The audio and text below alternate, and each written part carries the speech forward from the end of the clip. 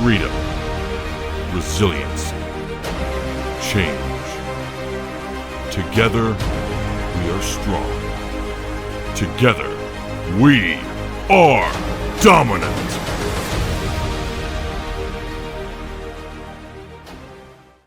The return of the Psycho Boy.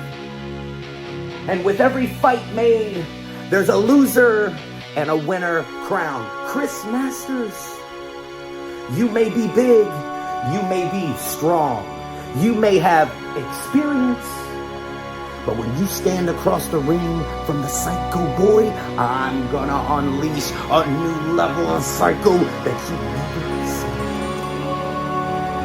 Psycho Boy meets Sexy Jesus, mano a mano, in what's going to be an epic showdown of monumental proportions.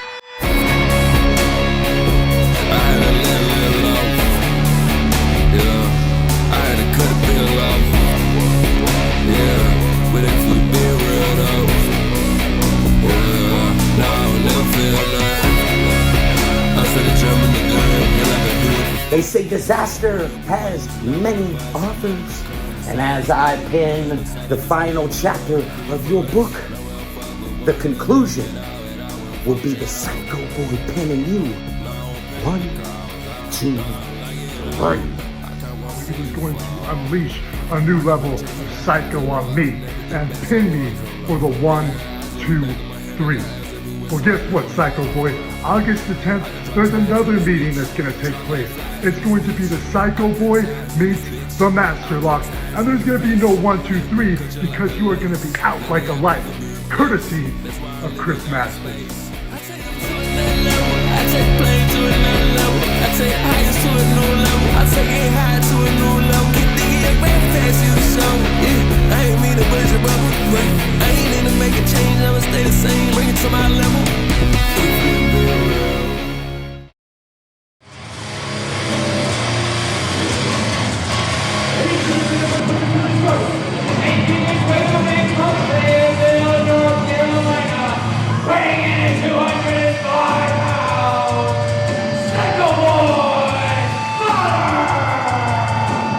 Wrestling fans, welcome back to Dominant Championship Wrestling, coming to you from Selma, North Carolina. I'm Brandon Benefield, alongside the great GB Gerard Bonner and Psycho Boy Fodder, about to have his hands full in this singles matchup for our main event. He certainly is, and you know, wherever he goes, he's going to do exactly what he's doing right now. Jaw jack with the crowd. He's not one that kisses babies and does the whole politician thing. He totally likes having an adversarial relationship with this crowd, and I wonder how that's going to suit him here tonight.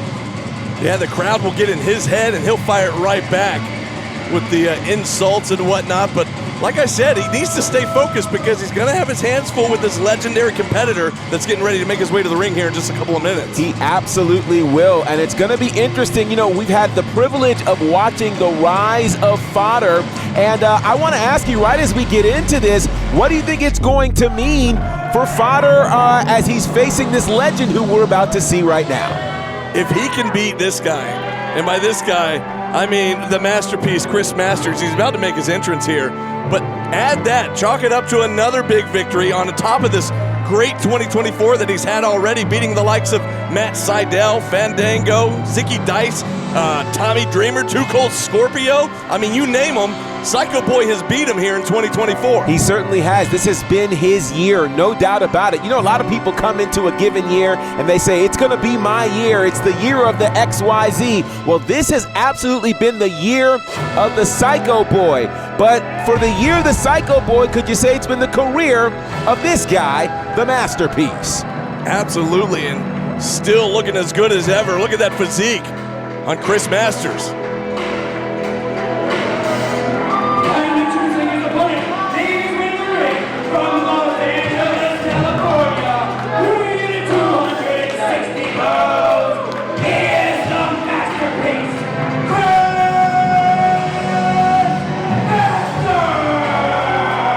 And so you mentioned the kind of 2024 it has been for Psycho Boy Fodder, and here it is, another legend right now that he's taking on. I'm curious to get your thoughts, Brendan. What will it mean for him to get a win here over someone as decorated and as legendary as the masterpiece, Chris Masters? This would be absolutely huge in the great career, the early career here for Psycho Boy Fodder.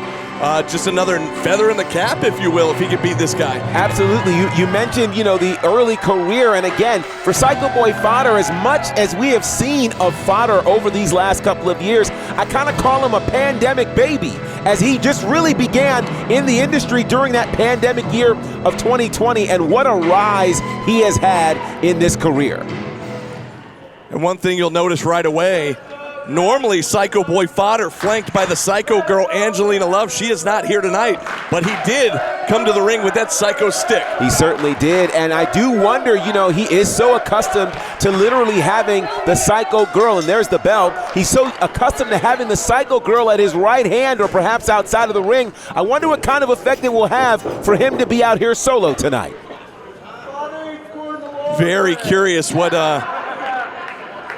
method, what mind games Psycho Boy might play here. You see the size difference already. Yeah. The much larger opponent here in Chris Masters with an arm drag takedown on Fodder. And it is pretty interesting as you start talking about the size differential here. When you look at Fodder, Fodder is usually the one with the strength advantage in most of the matches that he has had. So this is going to be a different kind of challenge for him, going up against somebody, again, who has been in the wrestling business 5, 6, 7 times as long as Fodder has. I don't know if you noticed the crowd there chanting at Masters, you still got it. Dare I say he never lost it. No, he never lost it. Here's a guy, he's been in this business now for 20 some odd years, and he's never really taken time off. A lot of times when people have been in the business this long, they will usually take a few years off, et cetera, et cetera. No, he continues to battle, recently holding the NWA National Heavyweight Championship on 2 different occasions. So here's a guy who is totally locked into what the current bit of competition has been. And Fodder has spent some time over in the NWA as well. Absolutely, and of course, talk about locked in. Looks like Masters has his arm locked in, working on that left shoulder of Fodder. Now Fodder, though, able to reverse it, and now going to work on the left arm of Masters. And of course, if you followed the career of Chris Masters, you know everything that he is doing is setting up, of course, for that master lock that he has, that finishing hold, that full Nelson, that are really only a handful of people throughout his 22-year career have been able to escape. Yeah, Fodder would be wise to avoid that maneuver at all costs. Now, GB, what do you think it's going to take here with this size differential that we talked about? What's it going to take for Fodder to take down the big man, Chris Masters? Well, I think for Fodder, he's going to have to do what, as they say, brought him to the dance. He has that ground and pound style. It is not, and those kinds of antics right there, like pulling the hair and breaking the rules, but he can't afford to turn his back on his opponent as he just did. You see Fodder there using the ropes to his advantage, trying to get the referee to get Masters to back off. And again, these are those techniques that have made Fodder so dangerous. His ability to break rules, to frustrate his opponent, and it works wonders for him every time. Certainly it's done that for him all year long. Fodder with more jaw jacking to the crowd, and now perhaps looking for a test of strength here. I don't know how wise that is against somebody like Chris Masters. Absolutely not. I would never attempt to go. Look at the size differential, and you mentioned that before, how different they are in terms of size, but Chris Masters is a physical specimen, no doubt about that, and that strength comes legitimate. Both men now looking to lock up. Greco-Roman knuckle lock, but no. Fodder now trying to fake him out and went for the kick to the stomach, but he got caught by Masters. Masters has been around the block a time or two. He's seen this kind of attempt happen.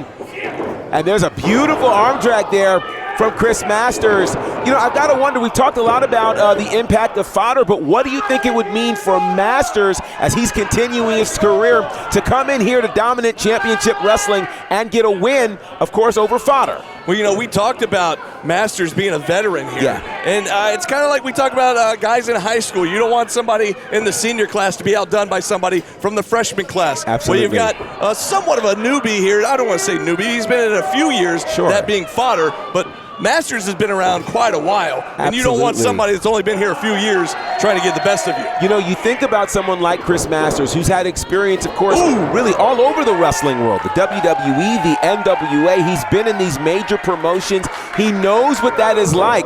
He cannot afford, in his own mind, to suffer a loss here to Fodder tonight. And the strength there from Masters with that scoop slam right in the center of the ring. Fodder back up, though, but he gets caught again with another scoop slam. This is very clear a power versus power kind of matchup with a bit of technicality and technical skill being displayed here by Chris Masters. Fodder grounded once more, that left arm in trouble here as Masters goes to work on that shoulder. And I wonder if it's right around here where Psycho Boy Fodder is feeling the absence of the Psycho Girl, who normally would distract the referee, perhaps distract Chris Masters at this particular point, but he doesn't have that advantage here tonight. That's a great point as Fodder back to his feet, trying to drive Masters back in the corner. He hits him with that straight right hand right to the body, and now one right to the chin. And this is the ground and pound that we talked about. The style of Fodder is not one that has a lot of flashy moves and things like that. It is your basic pro wrestling that proves that those foundational elements still work. And here's one thing you mentioned early on. Every time he seems to get a little bit of an advantage, he turns to the crowd and he gets distracted by talking trash to the crowd. And then look at this. And whoa, we almost have our first look at the master lock here. And that's exactly what's going to happen if he doesn't stay focused. Absolutely. You know, those kinds of antics might work against someone who is in the game as just as long as he is. But when you're dealing with a veteran of 22 years, you cannot afford to make mistakes like turning your back on your opponent or, you know, not staying on them when you have momentum. Fodder trying to call timeout on the outside, and as we know, there's no timeouts in pro wrestling. And he knows that as well. This is one of those techniques, again, where he's looking to alter the momentum of this match and turn things back into his favor. It's one of the reasons he spends so much time outside of the ring. Fodder right in the face of the crowd going to give it right back to Fodder. Fodder breaks up the 10 count from the referee, but goes right back out to the floor. Here's one of the things that Fodder, look at this. He got caught by the hair, but he got lured in. Masters gets lured in. Well, I thought he got lured in, but no, he turns things around and Fodder is in trouble again. Now both men on the outside. We talked about this in the past. Called plenty of Fodder matches. Fodder most dangerous when he's out on the floor. Absolutely, most dangerous and most comfortable for sure. And one of the things that I've noticed about Fodder is, and he's proven this, you cannot be a good rule breaker without knowing all of the rules to break. Fodder knows that. He knows how to get in that ring before that 10 count happens, but he's not thinking about any of that right now as he's absorbing tons of blows here from Chris Masters. Yeah, face first once again into the ring apron goes Fodder, and Masters trying to get this crowd back into it. What's he got in mind here for Fodder? Well, the crowd is certainly paying attention. They are capturing every moment. Ooh, with a big chop there from Chris Masters. Those knife-edge chops from Masters just echoing throughout the building here. And I've got to ask you, are you surprised that Masters has pretty much been in charge of most of this matchup? You know, I got to say, I thought it'd be a little more even at least, but you're right. Masters had a lot of control here, except what just happened there is he went face first into the ring post. Well, and that's one thing that Fodder tends to do. He will allow his opponents to really kind of almost, again, the Muhammad Ali approach. Rope-a-dope, let them punch themselves out, get their great moves in, and Fodder will look for the right spot to turn the tide, and that's what he's done so far in this matchup. Fodder going to roll Masters back in. Both men finally back into the ring. Now Fodder going to send Masters across into the ropes, and a huge lariat there from the Psycho Boy. And Fodder's got to be impressed that took him down. That could be enough, but only a count of one. Just a 1 count, and you know that's going to frustrate Fodder here as he's trying to slow down the pace and choke the air right out of Chris Masters. Fodder certainly has got to be thinking while he has Masters in this hold, what else will he have to do to be able to get the advantage and keep the advantage over Chris Masters? Masters finally back up to his feet, a couple of body shots trying to create a little separation. There's a shot to the jaw, into the ropes he goes, but he eats a back elbow there from Fodder. And Fodder, again, is playing the long game. He wasn't going for a quick victory. He's trying to wait things out and pick his spot, and he's done a great job of that. Of course, you're wondering where he's going back to where he's comfortable, and that's out on the floor as he delivers that chop right to the chest of Masters. And again, Fodder is going to what brought him to the dance, and that is this, again, ground and pound. Break the rules, frustrate your opponent. This has been the strategy that has made this a winning year for the Psycho Boy. And now face first into that top turnbuckle goes the masterpiece, Chris Masters, and a rake to the back from Psycho Boy Fodder. You know, here it is. Chris Masters is in great shape, and Masters has had his fair share of opponents over the year. He's got to be thinking about how to weather this storm right now, as the advantage is firmly in the camp of Psycho Boy Fodder. And here's what we were talking about earlier. He finally gets a little bit of an advantage here as Masters is down, yet he's focused on the crowd. Yeah, it would have been a wise move for Fodder to either go for a pin or to stay on his opponent, because this is what's happening right now as Masters is starting to mount a comeback. Another big chop from the masterpiece. But Fodder answers right back with a kick and a clubbing blow right to the spine. I'm going to dare to make an argument that if this is a power match, it's Chris Masters all day. But if we get into a full-on fist fight, advantage Psycho Boy Fodder. Absolutely, those scrappy tendencies of Fodder, and tendencies like this where he doesn't mind choking his opponent right in front of the official here as he knows he's got 5 seconds. Absolutely, as we mentioned earlier, he knows the rules. He knows how to take things all the way to the edge right before disqualification and then not get disqualified. There he goes again with that blatant choke right in front of our referee. It's so ironic. We're here in dominant championship wrestling, and Psycho Boy Fodder wants to be dominant in this match, as he has been for the last 3 to 4 minutes, completely in control of Chris Masters. Yeah, we talked about earlier in the match how dominant that Masters has been. But to your point, as you just mentioned, now Fodder, these last few minutes of the matchup, well, until that point, as soon as I say something, the other thing happens here, well, GP. it's amazing, and again, I think Chris Masters, he knew he had to get out of the way, because if he absorbed one more blow, that could have been curtains for him.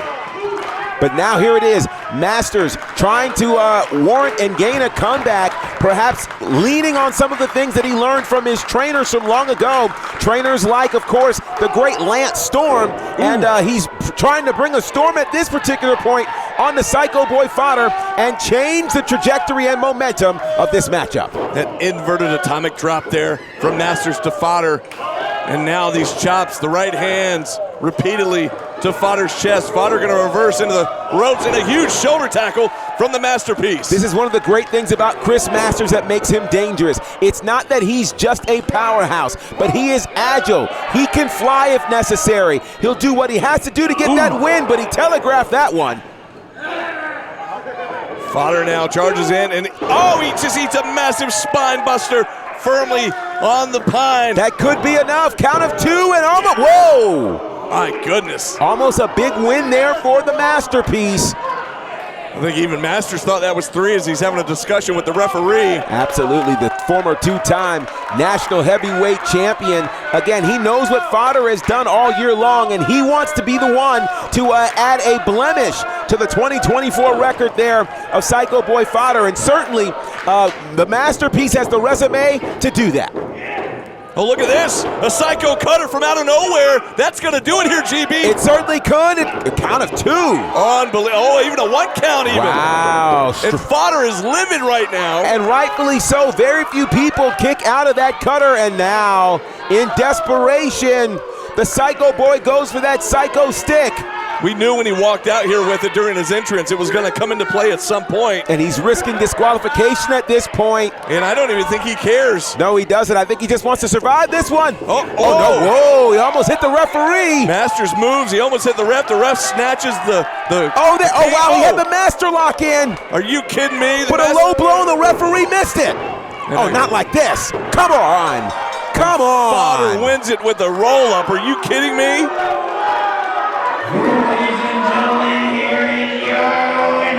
Unbelievable. Psycho Boy Fodder!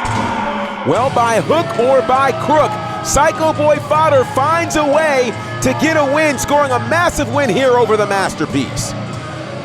He stole another one, GB. He certainly does. It's completely on brand for him. And one way or another, he's proven to be dominant here in Selma, North Carolina.